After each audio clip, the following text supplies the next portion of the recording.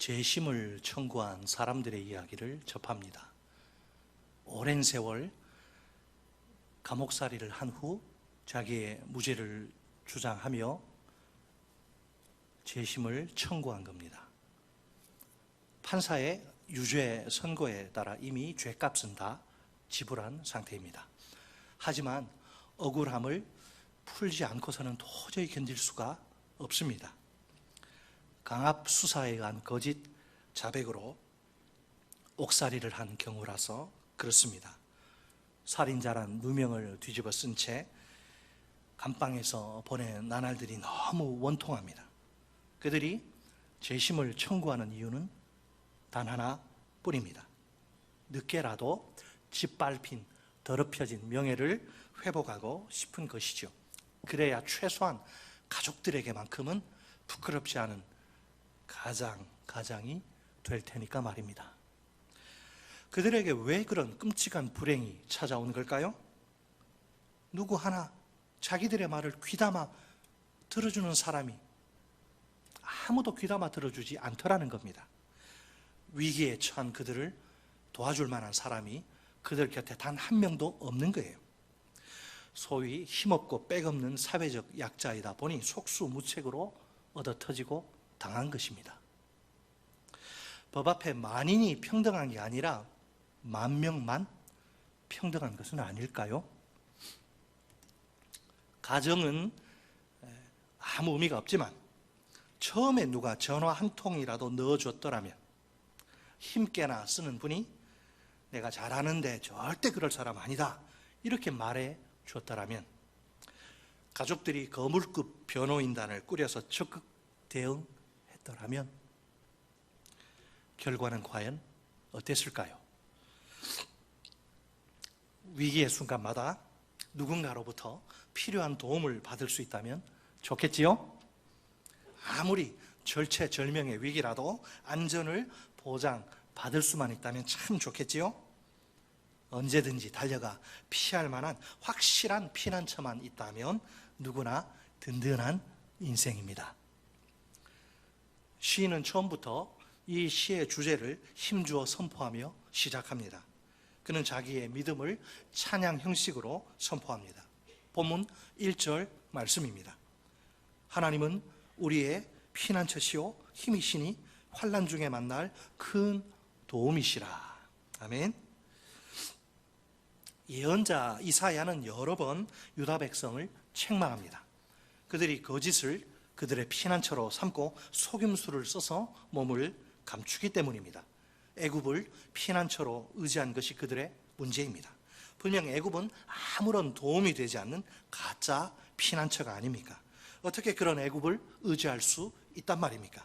그것도 하나님을 믿고 섬기는 하나님의 백성이란 자들이 말입니다. 이사야가 고발하는 그들의 어리석음을 보세요. 이사야 36장 6절 말씀입니다. 보라, 내가 애굽을 믿는도다. 그것은 상한 갈대 지팡이와 같은 것이라. 사람이 그것을 의지하면 손이 찔리리니 애굽 왕 바로는 그를 믿는 모든 자에게 이와 같으니라. 아멘. 그러나 애굽 왕 바로와 달리 하나님은 우리의 참된 피난처이십니다. 피난처는 높디 높은 산처럼 안전한 곳입니다.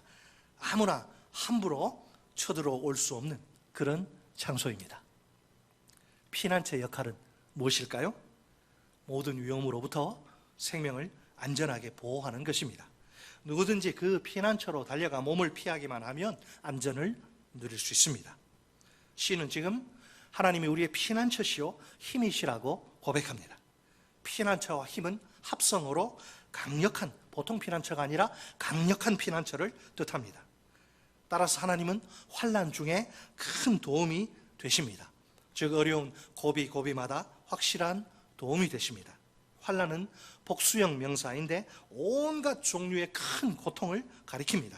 문맥을 보면 무서운 지진과 열국들의 침략으로 나타납니다. 누가 보더라도 대단히 위험천만한 상황입니다. 우리 성경 2절에 보면 그러므로 땅이 이렇게 나오죠. 히브리 원문에 보면 본문 2절은 이렇게 시작됩니다. 맨 앞에 우리는 두려워하지 않을 것이다. 미완료형 동사를 사용해서 자신의 의지를 강하게 밝힙니다. 이 고백 속에 온 공동체 신앙 고백이 담겨 있습니다. 아무리 큰 위기가 닥칠지라도 우리는 두려워하지 않을 것입니다. 시인은 본문 2절로 3절에서 우리의 삶을 마구마구 뒤흔드는 위기 상황을 세 가지로 가정합니다. 먼저 본문 2절 말씀입니다. 그러므로 땅이 변하든지 산이 흔들려 바다 가운데 빠지든지. 첫째로 땅이 변하는 상황입니다. 정확히 말해 땅이 마구 흔들리는 상황, 지진 생각하면 일본 지진.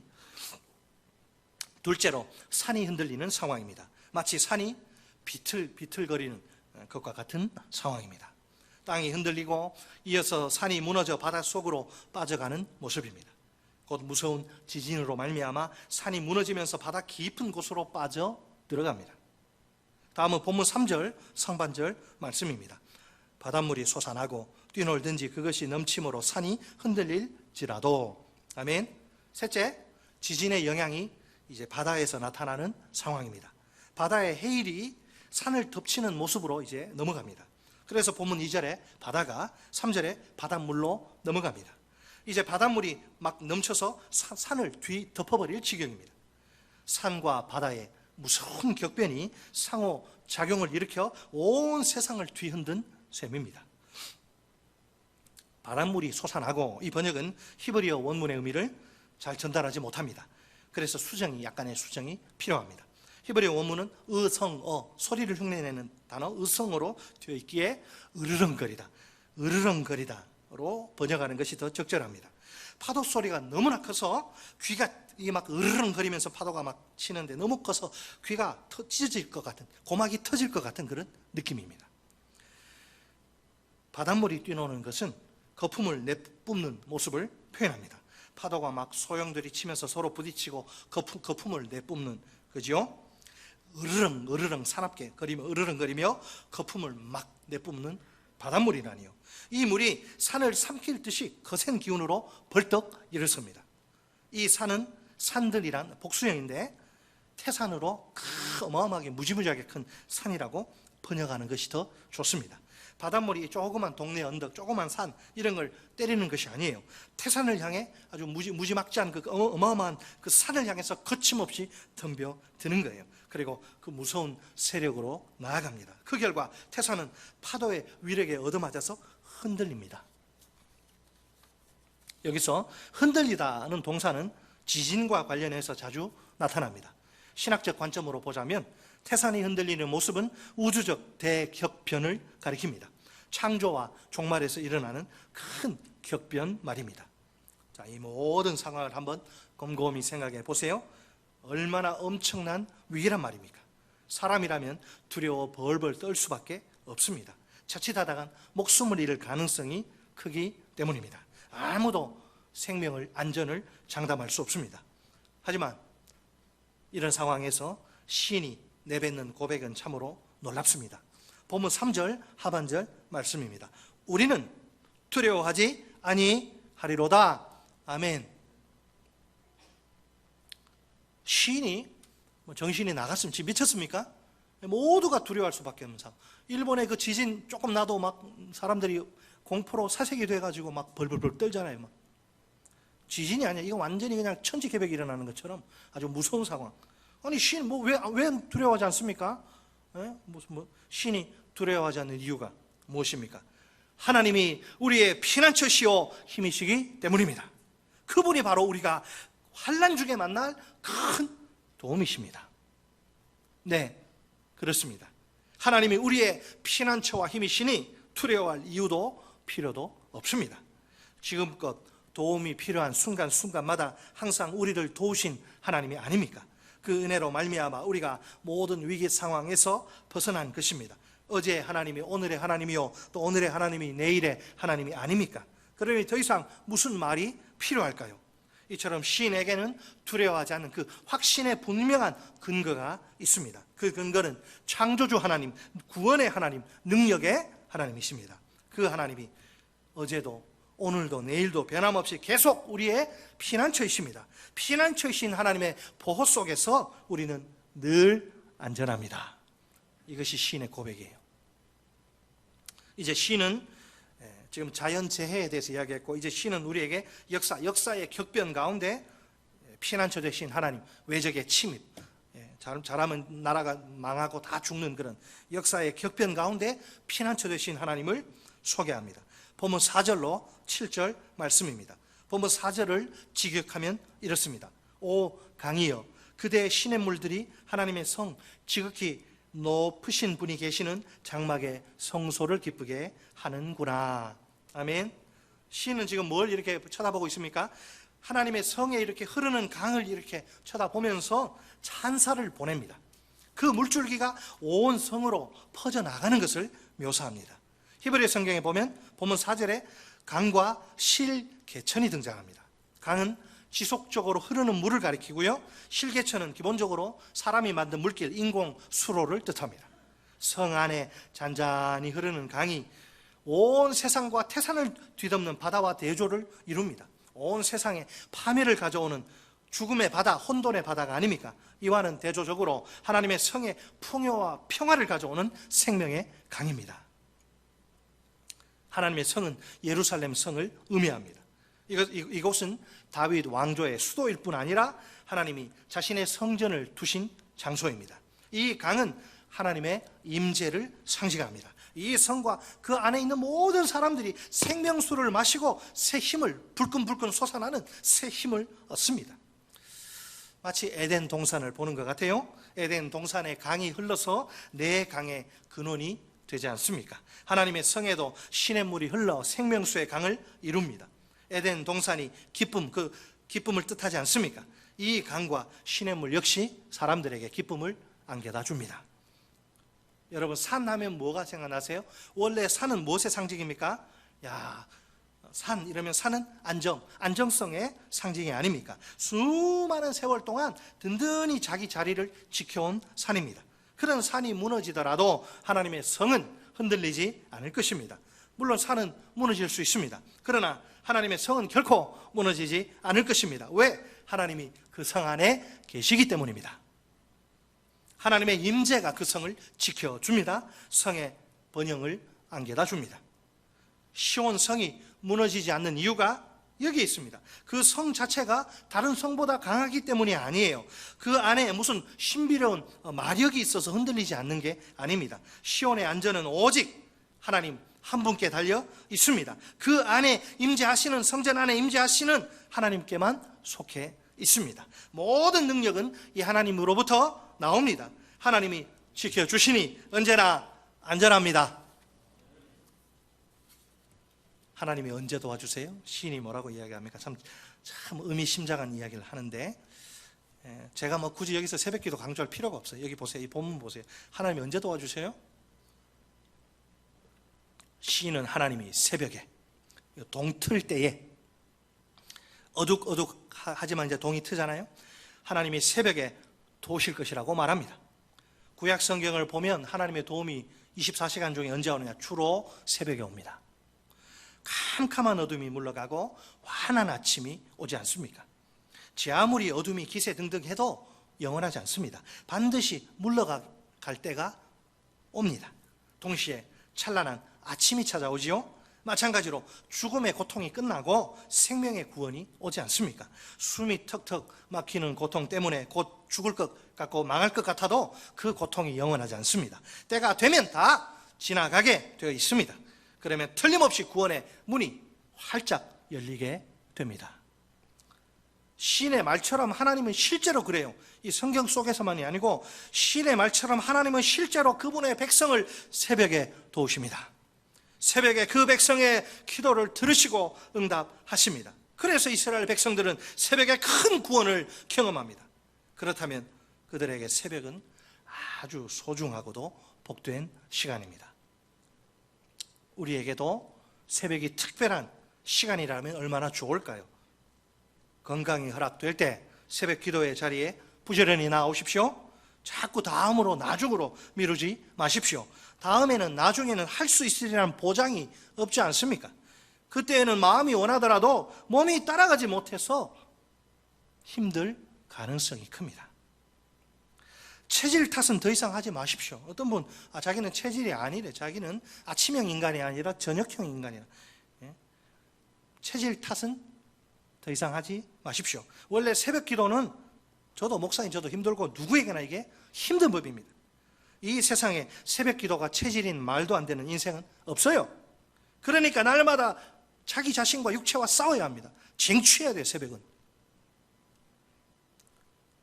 새벽 기도회의 자리에서 살아계신 하나님께 부르짖어 기도하십시오. 특별히 인생의 중요한 결정을 할 때 새벽 기도하십시오. 기도 없이 결정하면 잘못될 가능성이 굉장히 큽니다. 목사님, 저는 다른 시간에도 물론 기도할 수 있죠. 다른 시간에도. 성경 보니까 근데 새벽에 도우신대요, 하나님이. 여러분, 새벽 기도의 자리에서 부르짖어, 하나님이 힘 주시고 건강 주실 때 부르짖어 기도하십시오. 하나님이 놀라운 능력으로 역사하실 것입니다. 가슴 벅찬 응답이 좀 요 새벽에 우리를 기다리는 게 보이지 않습니까? 이렇게 좋은데 뭐 보여줄 수도 없고. 참. 새벽이 살아있는 성도는 위기가 두렵지 않습니다.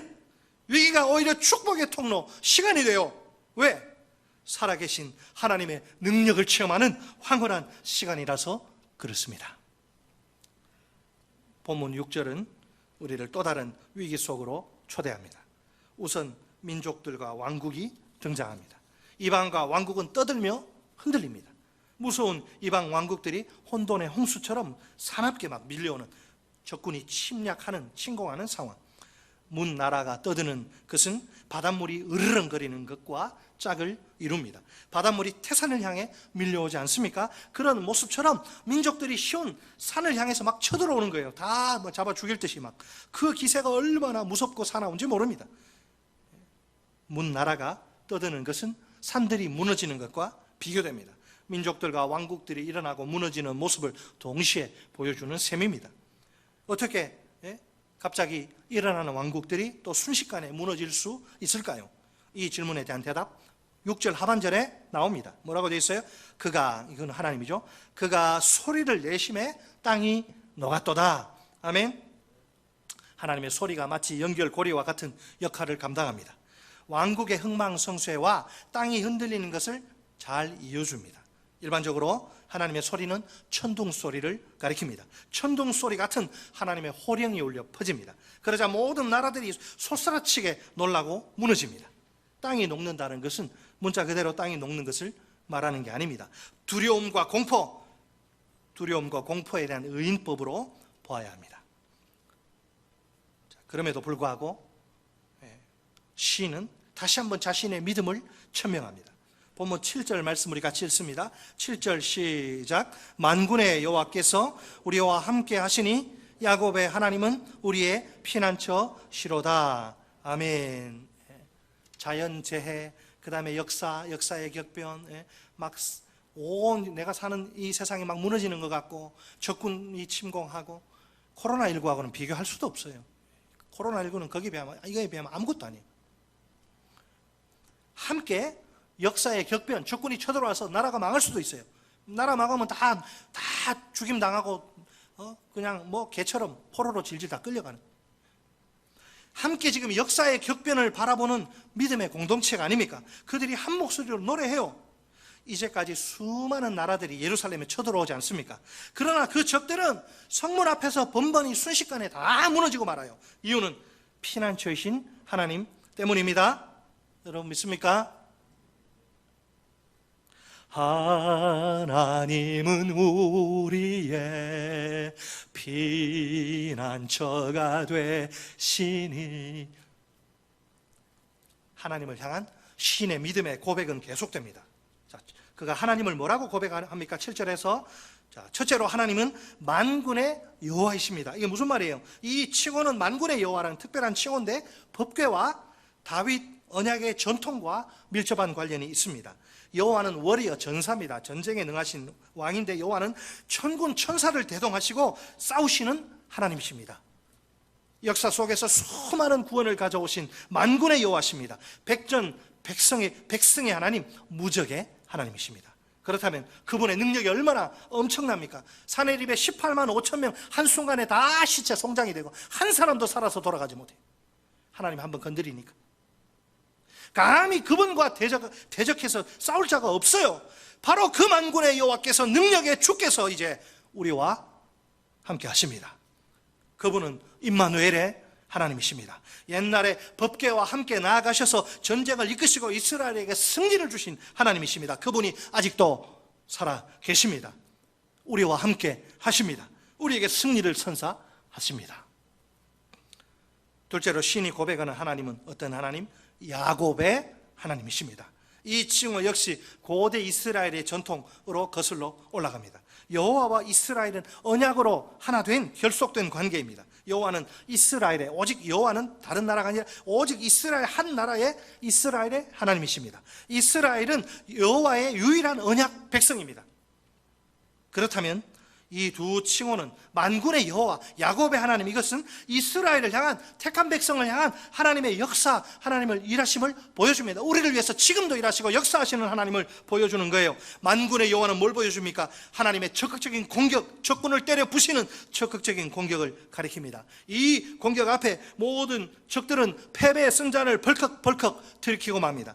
야곱의 하나님은 보호하시는, 그분의 보호를 뜻하는 거죠. 이 보호 때문에 이스라엘은 항상 안전합니다. 공격의 하나님, 방어의 하나님, 택한 백성 이스라엘을 위해 친히 싸우시는 하나님이시라. 그 결과는 통쾌한 승리입니다. 택한 백성 이스라엘을 보호하시는 하나님이시라. 그 결과는 완벽한 안전입니다. 이제 시인은 본문 8절에 시인이 이제 8절에 이르면 와서 여호와의 행적을 보라, 이렇게 초대합니다. 오라 보라, 와서 오라 보라. 좋은 평행을 이루지요. 이 초대는 자연스럽게 클라이막스 절정을 향해 나아갑니다. 놀랍게도 하나님의 행적 아름다워 보이잖아요. 대단히 파괴적이면 다 때려부시는 거예요. 하나님은 자신을 반역하는 세력들을 저지시키십니다. 땅을 황무지로 몹쓸 폐허로 만드십니다. 전쟁의 결과죠.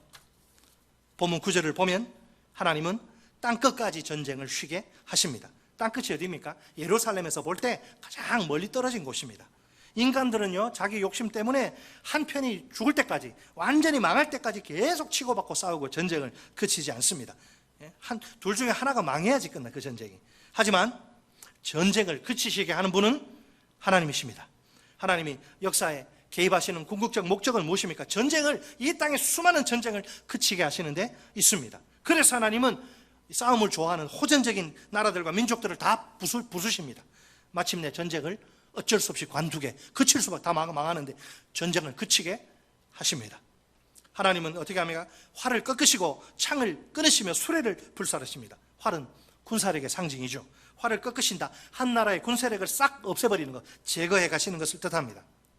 여러분, 고대 이스라엘에서는 전쟁 후에 한 가지 전통 관습이 있습니다. 병거를 다 태워버려요. 적들의 병거를, 수레를 다 태우고 다른 무기들도 다 없애버립니다. 가져가지 않아요. 도대체 그 이유가 무엇일까요? 하나님이 그들을 위해 싸우신 사실을 굳게 믿기 때문입니다. 겉으로 볼 때는 아군과 적군의 그냥 세상에서 흔히 보이는 이런 전쟁 같아요. 그러나 사실은 여호와의 거룩한 전쟁, 곧 성전입니다.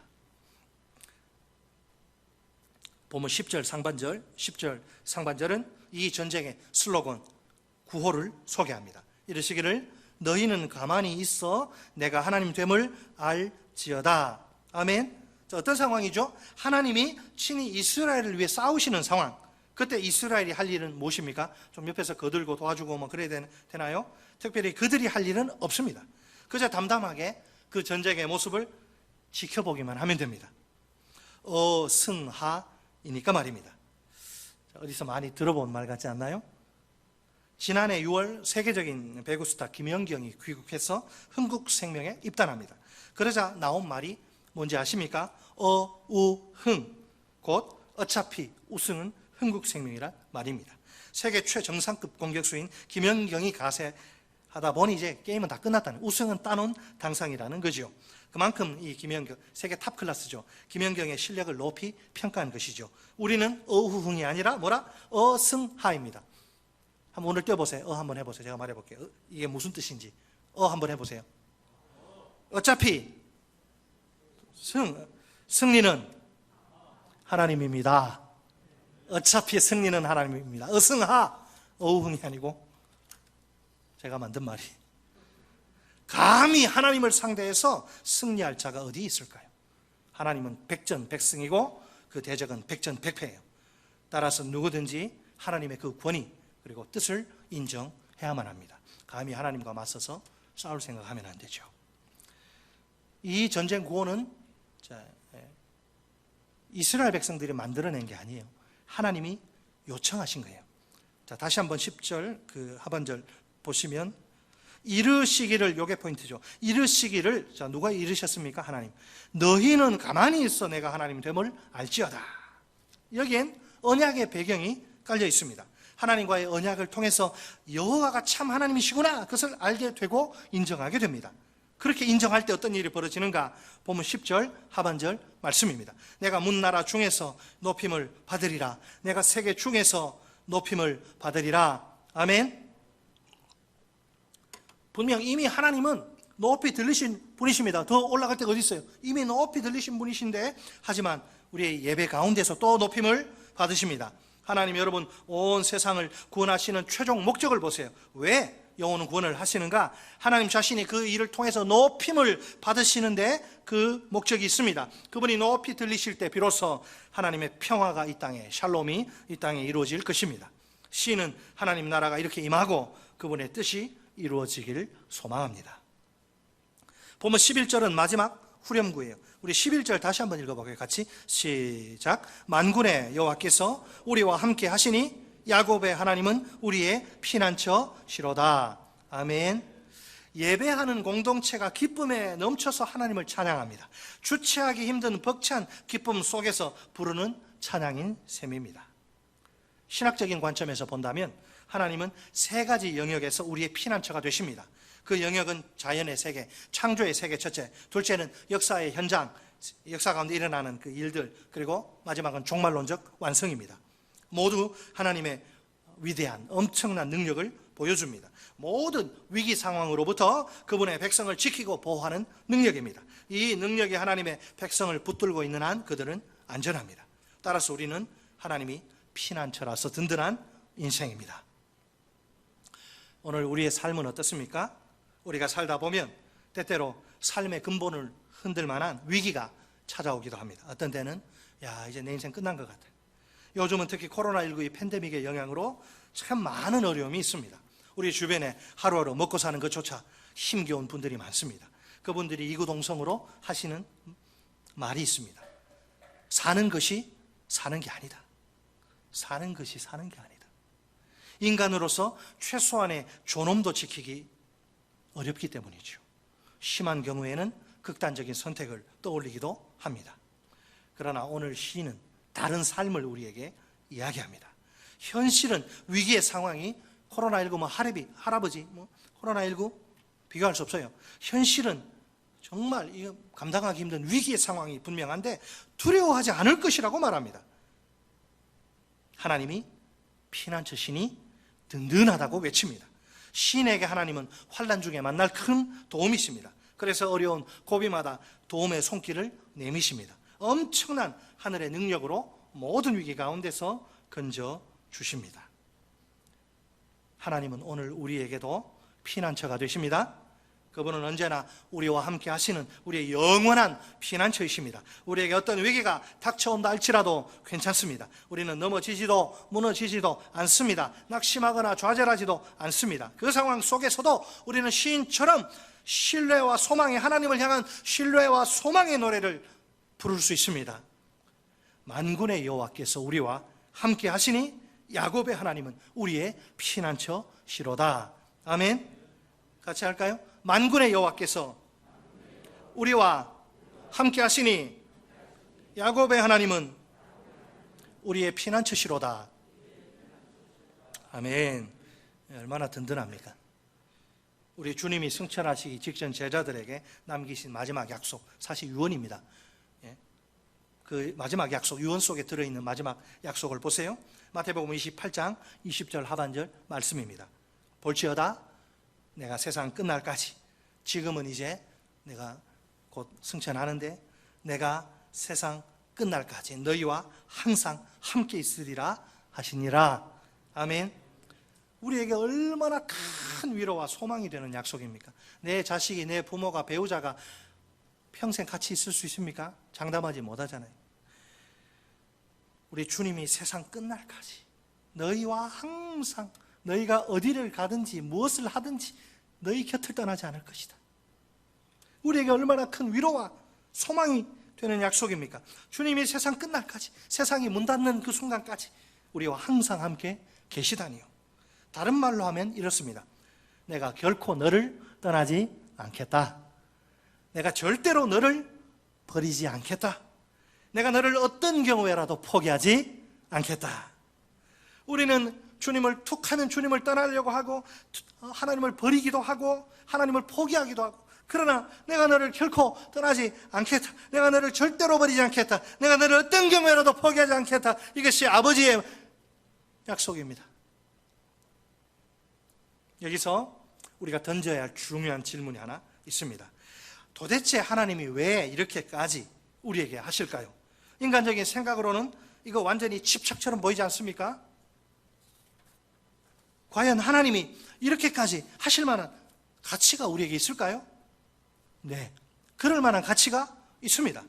원래 여러분, 모든 인간은, 이 세상에 존재하는 모든 인간은 남녀노소, 빈부 귀천과 상관없이 존귀하고 존엄합니다. 그 어느 누구도 빼앗거나 침해할 수 없는 절대적 가치가 한 사람 한 사람에게 있습니다. 왜 그래요? 우리가 피조물 중에 유일하게 우리 인간만, 우리가 거룩하신 하나님의 형상을 지닌 존재로 창조되어서 그렇습니다. 무엇보다 우리 인간의 탁월함은 하나님 닮은, 하나님 쏙빼 닮은 영혼 속에 들어있습니다. 그 영혼을 가지고 우리가 날마다 하나님과 큐티하며 영적인 교제를 누리며 살지 않습니까? 그렇게 우리는 다른 피조물들과는 비교할 수 없을 정도로 존귀하고 존엄합니다. 그래서 사람을 무시하고 깔보고 이 가방끈 가지고 또 경제적 형편 가지고 무시하고 깔보는, 이거는 대단히 흉악한 죄입니다. 하나님이 아주 싫어하세요. 사람 무시하고, 자기 좀 있다고, 좀 배웠다고.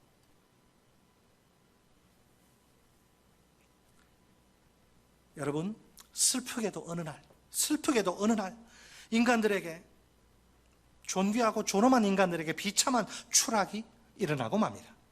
그들이 범죄로 말미암아 전적인 타락의 구렁텅이 속으로 떨어진 것이죠. 그 결과 그들과 그들의 모든 후손들에게 수치스러운 꼬리표가 주홍글씨처럼 일평생 따라다닙니다. 전적인 부패와 전적인 무능력이란 꼬리표 말입니다. 그렇다면 이제는 그들의 절대적 가치도 싹 사라지고 만 것일까요? 하나님이 그들도 보지도 않으실 만큼 이제 아무 쓸모없는 존재들이 된 겁니까? 그렇지 않습니다. 그럼에도 불구하고 여전히 그들은, 우리 인간은 하나님께 특별한 존재들입니다. 그 결정적인 증거는 바로 예수의 피 묻은 복음이에요. 복음을 짧게 요약하면 예수가 우리를 위해 죽으셨다. 복음이 뭐냐? 예수가 우리를 위해 죽으셨다는 거예요. 여기서 위해란 말이 중요한데, 위해란 말에는 대단히 중요한 세 가지 의미가 있습니다. 첫째, 이익, 나의 이익을 뜻합니다. 그리스도께서 우리의 이익을 위해 죽으셨습니다.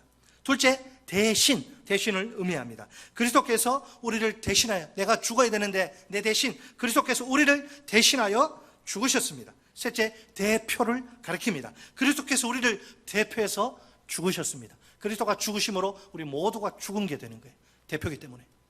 그 안에 내포되어서 우리가 그리스도가 십자가에 못 박혀 죽을 때 우리도 다 그 따라서 죽은 거예요. 우리의 대표. 아담이 우리를 대표해서, 아담이 타락했는데 우리가 왜 죄인입니까? 대표라서, 인류의 대표이기 때문에 그래요. 예수가 십자가에 못 박혀 죽은 게 그 나하고 뭔 상관입니까? 예수가 인류의 대표로 아담의 실패를 만회시키기 위해서 오셔서 예수가 대신 죽으셔서, 죽을 때 우리도 거기 다 포함돼서, 이것이 결국 우리 믿음 안에서 일어나는 신비한 연합이라고 제가 지난번에 말씀드렸죠. 예수가 우리를 위해 죽으셨는데 이익을 위해서 대신 대표로 죽으셨습니다. 우리가 그만한 가치가 있기 때문에. 여러분, 이것이 사실이라면 우리는 하나님 앞에서 얼마나 특별한 존재입니까?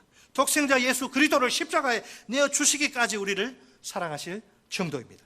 이 사랑을 어떻게 인간의 말로 표현합니까? 하늘을 두루마리 삼고 바다를 먹물 삼아도 그 사랑을 다 기록할 수가 없어요. 인간의 말로는 하나님의 이 엄청난 사랑을 표현할 수 없습니다. 하도 안 되니까 요한복음 3장 16절에서 하나님이 세상을 어떻게 사랑하셔서 이처럼 사랑하사 독생자를 주셨으니. 구약의 예언자들은 사랑을 표현할 길이 없습니다. 그래서 인간이 쓰는 좀 부정적인 의미의 질투, 하나님의 불붙는 질투하는 사랑. 내가 내 사랑을 아무에게도 빼앗기지 아니하리라. 내가 너만 사랑한 것처럼 너도 나만 사랑해. 이게 질투 아닙니까? 십자가에서 왜 자기 전부를 내어주셔서 우리를 살리려 그 전부를 희생하고 포기하고 죽이셨기 때문에. 우리 대신 죽으신 분은 보통 길 가는 아저씨가 아니, 우리 대신 죽으신 분은 예수 그리스도. 하지만 놀랍게도 그분의 고귀한 희생이 가져온 유익은 우리가 한 일 아무것도 없는데 예수가 죽으셔서 우리가 그 유익을 우리가 받아 누리게 되는 거예요. 더러운 죄인이 깨끗한 의인이 되다니요, 흉악한 마귀의 자식이 영광스러운 하나님의 자녀가 되다니요, 비참한 영벌의 존재가 복된 영생의 존재가 되다니요, 이것이 바로 우리 인생 한 복판에서 일어난 미라클, 기적이에요. 기적. 그 중심에, 기적의 중심에 예수 그리스도의 십자가 죽음이 있습니다. 어찌 하나님이 우리를 살리시려고 예수 그리스도를 죽이실 수 있단 말입니까? 이 세상에서 가장 큰 기적이 뭔지 아십니까? 나 같은 사람이 예수 믿어 죄사함 받고 구원받은 거예요. 우리 모두는 기적의 주인공들입니다. 더 이상 무슨 기적이 필요합니까? 우리는 예수 믿음이 기적 아닙니까? 그렇게 생각하십니까? 예수 그리스도께서 십자가에서 당하신 심판, 우리를 대신하여 당하신 것입니다. 구원받을 우리를 자신의 품 안에 꼭 껴안으신 채 우리 대신 그 무서운 형벌을 받으신 거예요. 몸 성한 곳이 한 군데 없잖아요. 그 순간 하나님 아버지께 버림받은, 하나님조차 외면하셨잖아요. 몸이 창에 찔리고 피, 물 다 쏟고 머리에 가시 면류관. 내가 그렇게 죽어야 되는데. 얼마나 아프셨나, 못 박힌 그 손과 발, 골고다. 여러분, 이 주님의 십자가의 사랑을 아십니까? 나를 위해 주님이, 아무 죄 없으신 주님이 나를 살리시려고 십자가에서 그렇게 죽으셨어요. 이 사랑을 안다면 우리가 예배 자리에 나올 때, 야, 주님, 내가 주님을 만나 주님을 예배하구나. 세상 근심 걱정 염려 다 내려놓고 주님, 제가 주님을 만나기 원합니다. 기쁨에 감사하면서 우리 나오게 되지 않을까요? 아무 죄 없으신 하나님의 독생자가 우리 대신 죄인의 자리에 서신 결과예요. 이제 우리가 더 이상 받아야 할 형벌은 전혀 남아있지 않습니다. 얼마나 놀라운 은혜요, 가슴 벅찬 사랑입니까? 이 사랑이 나를 춤추게 하고, 이 사랑이 나를 헌신하게 하고, 이 사랑이 나를 죽게 하는 거예요. 예수를 위해서. 우리가 살아도 주를 위하여 살고 죽어도 주를 위하여 죽나니, 살아 죽으나 우리가 주의 것이로다. 내 마음대로 살면 안 돼요. 내 뜻대로, 내 욕심대로 살면 안 돼요. 다 주님 앞에 가서 우리 삶을 평가할 거예요. 내가 준 시간, 내가 준 건강, 내가 준 재물 가지고 너 어떻게 살았느냐, 주님이 물으실 거예요. 우리가 하나님 앞에서 이렇게 소중한 특별한 존재라는 사실을 믿으십니까?